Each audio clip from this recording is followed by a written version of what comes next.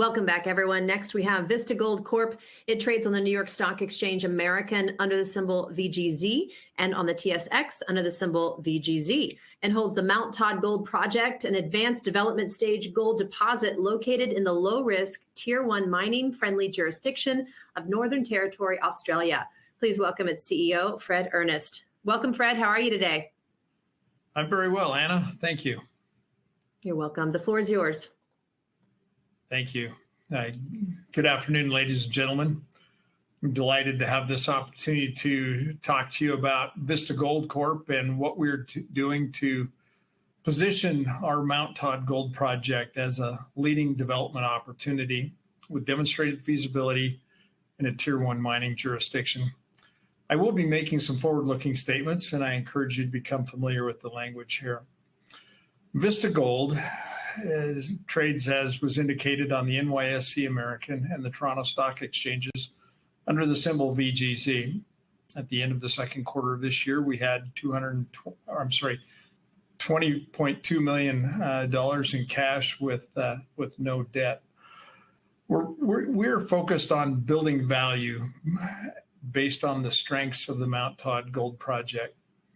We have demonstrated the technical and financial strength of the project through a feasibility study that was completed at a large development scale.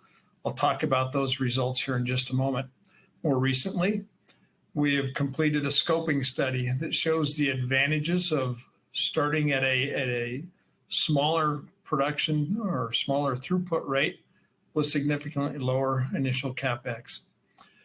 Later this year, we intend to start a feasibility study that will evaluate a project, something in the order of 4 to 6 million tons per year, total throughput, or 12 to 17,000 tons per day, targeting 150 to 200,000 ounces of gold per year production with an initial CapEx of less than 400 million.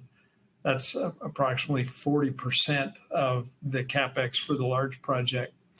We're positioning the Mt Todd Gold Project as a leading development opportunity while exercising the discipline necessary to best realize value at the right time. To just kind of fill you in on the results of the feasibility study that was completed for the larger scale project. On the right side of the screen, you see the project's location. It's located in what the Australians call the top end of Australia, about 250 kilometers south and east of the capital and port city of Darwin, and about 10 kilometers east of the Stuart Highway. This is a very mining-friendly jurisdiction with recent activities undertaken that promote mining development in the territory even more than they have in the past. The Mt Todd Project is the host to a total resource of 9.4 million ounces. 7.8 million ounces are classified as measured and indicated resources, and 1.6 million ounces are classified as inferred resources. The feasibility study reported a reserve of 7 million ounces. That's 280 million tons with an average grade of 0.77 grams of gold per ton.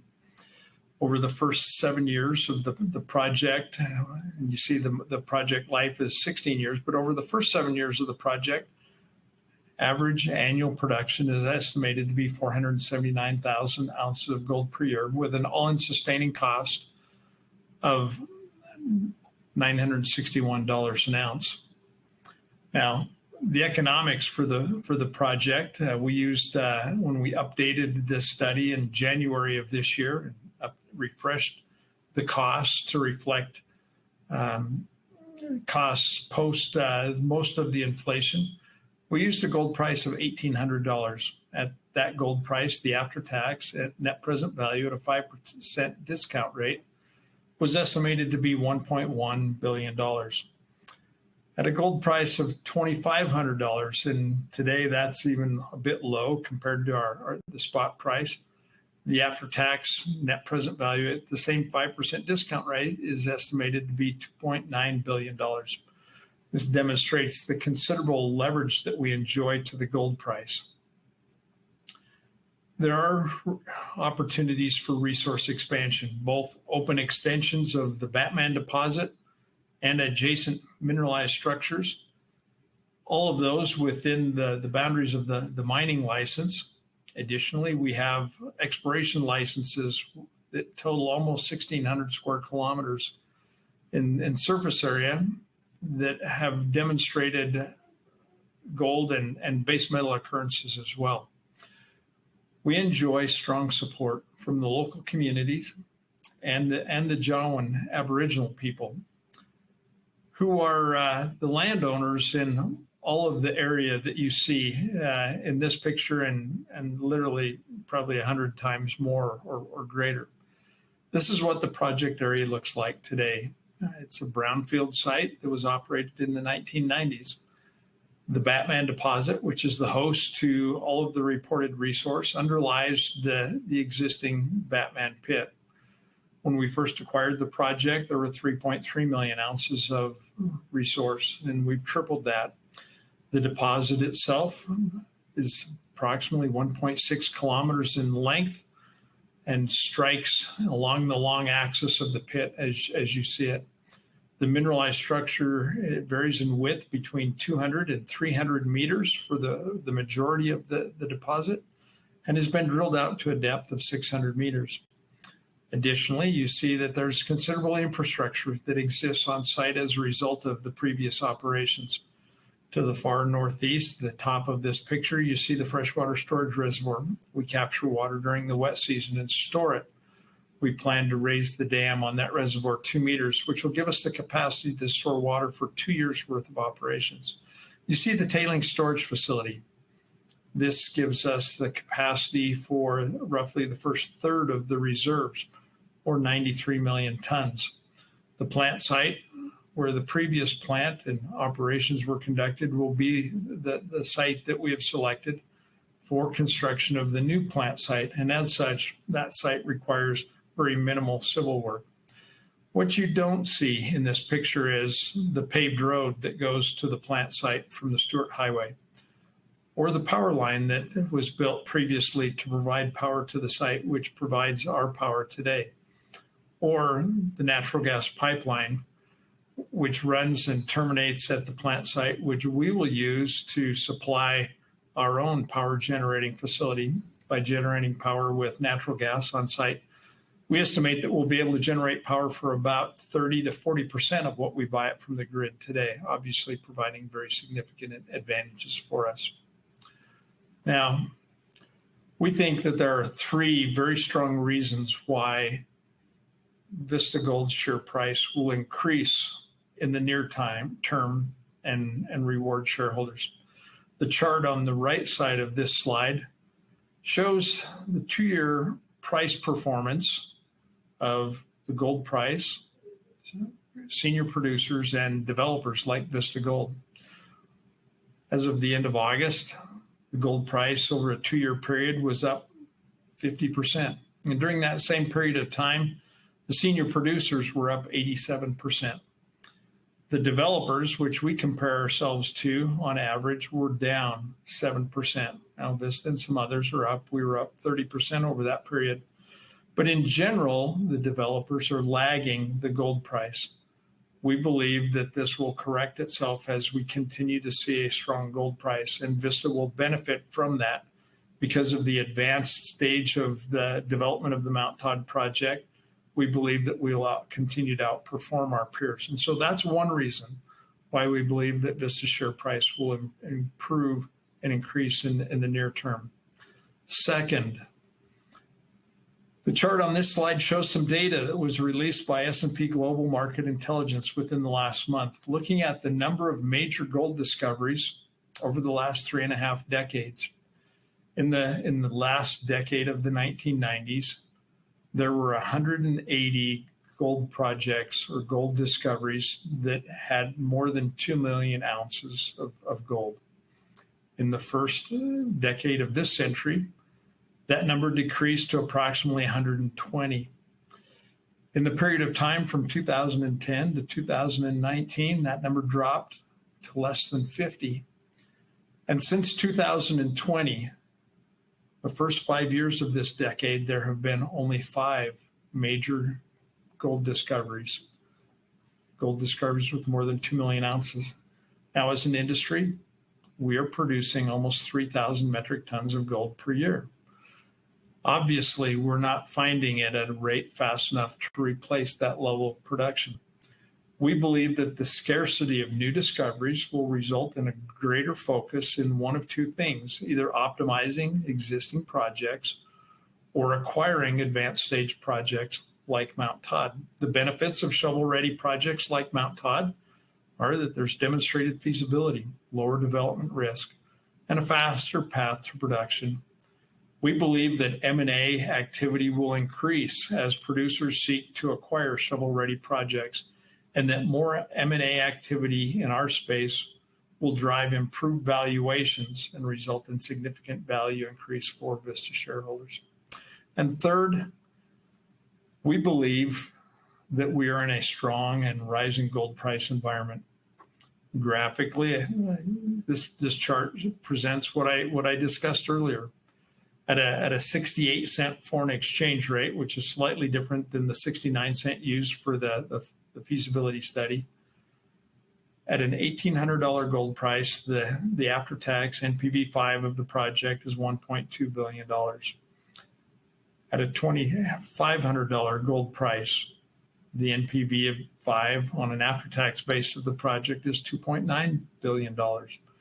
And if we look at $3,000 an ounce, the after-tax NPV5 of the Mt Todd project is just over $4 billion. We expect continued strength in the gold price, and as such, we see greater intrinsic value in the Mt Todd project, which we will be rewarded as we see the previous two factors come into play. We believe that these three factors together will result in significantly better value for Vista shareholders and a greater recognition of the intrinsic value of the Mt Todd project. Now, like many other companies, we too are strongly committed to sustainable and socially responsible development of the Mt Todd project. We are very focused on the social aspects of the project.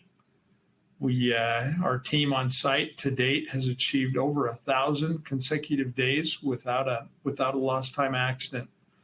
Our strong relationship with the Jawoyn people through the Jawoyn Association Aboriginal Corporation is underpinned by continual engagement. I meet with their board of directors on a quarterly basis. And not only do we enjoy strong support from them, but also from a broad stakeholder base. On the environmental side, we are committed to transparent environmental management with programs that are well established and include web-based reporting. To date, we have successfully treated over 11 million cubic meters of acid rock drainage that comes from the old waste rock dump. We've treated that to a neutral pH, removed the dissolved metals, and discharged clean water through a permit issued by the Northern Territory EPA. This program has gathered recognition on both the territory and the national level in Australia. Additionally, on the environmental side, we have all of the permits and authorizations needed to commence construction. The major permits include our environmental impact statement has been approved. A federal environmental authorization has also been granted. And our mining management plan, or what would be similar to a mine operating permit here in North America, has also been approved. Like other companies, we strive for best practices on corporate governance and have implemented a number of elements of that best practice in the last several years. Now, we mentioned exploration potential briefly. We have within the mining license, and that's the red box here in the lower center of the map. That's the host to all of the resources and reserves that we report for the Mt Todd project. We believe that there's opportunities to expand the resource within that confined area with targets already identified that the geologists believe could add between 1.8 and 3.5 million ounces to our resource base. Surrounding that, we have this land package of exploration licenses that comprises almost 1,600 square kilometers. It's largely unexplored. And even though we conduct grassroots exploration every year, we know that this area is host to known occurrences of both precious and base metals. And as a result of the work that we've done to date, we believe that it's highly prospective for new discoveries. Now, it's a large land package, and to explore it properly, it will require the expenditure of tens of millions of dollars over a sustained period of time. We believe that once a project is built at Mt Todd, that exploration commitment will be made, and that it will result in not only new discoveries, but the development of new deposits and new resources for the Mt Todd project. So to wind things up, and then I'll be happy to take some questions, we're positioning the Mt Todd project as a leading Tier 1 development opportunity. I hope that you understand that Mt Todd is a large, high-quality gold deposit in one of the most attractive gold mining jurisdictions in the world. As I indicated, later this year, we'll be starting a feasibility study. We're targeting an initial size for the project of 4 to 6 million tons per year, with a CapEx for initial construction of less than $400 million. Based on some recently published studies in Australia, we believe that this number will be very achievable. We're targeting production of 150 to 200,000 ounces of gold per year initially, while preserving the opportunity and the optionality in the design for subsequent expansion. We expect to see higher initial plant feed grades as we raise the cutoff grade to something in the order of 0.45 to 0.5 grams per ton. It's higher than the 0.35 grams per ton used in the previous feasibility study. We expect that this will result in a reserve grade that's close to 1 gram per ton. We will continue to implement practices that reduce development risk. We already have included third-party power generation, but this new feasibility study will incorporate contract mining as well. We believe that Mt Todd is an attractive shovel-ready development opportunity, especially in the current environment of a strong gold market, diminishing major gold discoveries, and depleting gold reserves in many operations. We believe that Vista Gold and its shareholders will be significant beneficiaries of these market conditions. Last of all, we hope that people take away that we're exercising a disciplined strategy to best realize value at the right time. With that, I thank you for your attention, and I would be happy to answer any questions that participants on this conference may have. Thank you, Fred. Okay, a few questions for you. Rick wants you to talk a little bit about ownership structure. Is there any local or government ownership of any of the products individually or in the public company? No, we have no government ownership in the project. We own the project 100% outright. We have the right to produce all of the gold, the minor amounts of silver, and within the exploration licenses, whatever base metals may be encountered. I think in answering that question, it's important to note that the respective jurisdictions in Australia, like the Northern Territory, have a mineral royalty through which they collect revenues, and the Mt Todd project will pay a 3.5% ad valorem royalty on the production of gold from the project. And Alessandro might have missed this if you mentioned it earlier. If you can recap your production costs and where do you see those going over the next year or so?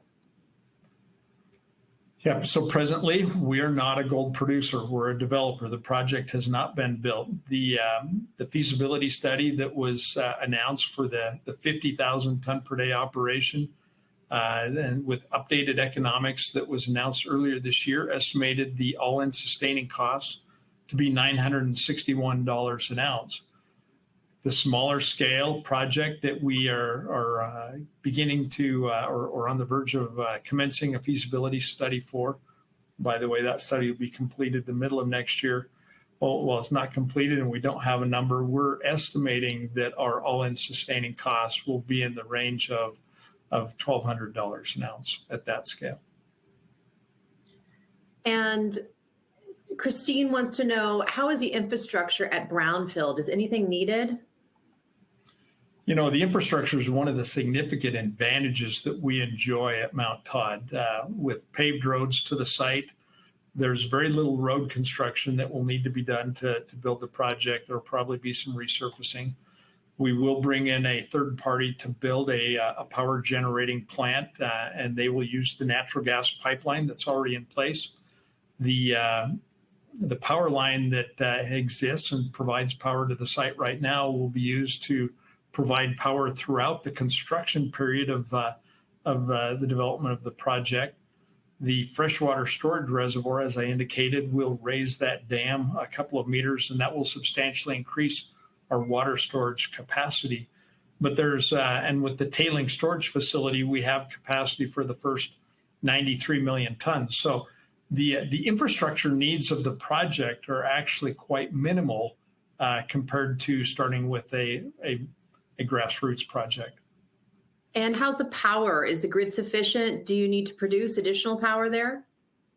The present power line to the site is not capable of transmitting or transporting the amount of power that we need for the project. In addition, power from the grid is expensive. In our mind, it's about 31 cents a kilowatt hour. That's Australian dollars. We believe that we can generate power ourselves on site for somewhere in the range of 10 to 11 cents a kilowatt hour. So there's significant advantages in generating it ourselves using natural gas. And last question, talk a little bit about growth. Rick wants to know, where do you see the growth? Are you looking for other projects, expansion? Are your current projects enough to handle? Well, so certainly Mt Todd with 7 million ounces of reserves is a very large project to start with. Earlier this week, we announced results of a drilling program that's ongoing, in which we announced some of the first results from what we call the South Crosslode. This is a mineralized structure that starts at more or less the center of the Batman deposit and then projects off to the northeast. It's much narrower than the Batman deposit, being at its widest, we believe something on the order of 40 meters wide, but it's a different style of mineralization. Rather than being a sheeted vein system with a lot of very small, fine veins stacked on top of one another, we're seeing much wider veins, including in the results that were announced earlier this week. We intersected 1 meter at 25.89 grams per ton gold, and another intercept in a drill hole 50 meters to the north. We intersected 0.5 meter of 50 grams per ton. So we're very bullish on the exploration potential at Mt Todd, and recognize that some of the continuation of the structures to the north is likely to be a bit different style of mineralization than Mt Todd, which may or may not lend itself to small open pit initial development followed by underground higher grade mining, which is very typical of Western Australia operations. So we're excited as to what the future holds with regards to exploration at Mt Todd. Wonderful. Well, thank you, Fred, for this great presentation. We would love to have you back in the future with some updates. Thank you very much, Anna. All right. Stay with us, everyone. We'll be right back.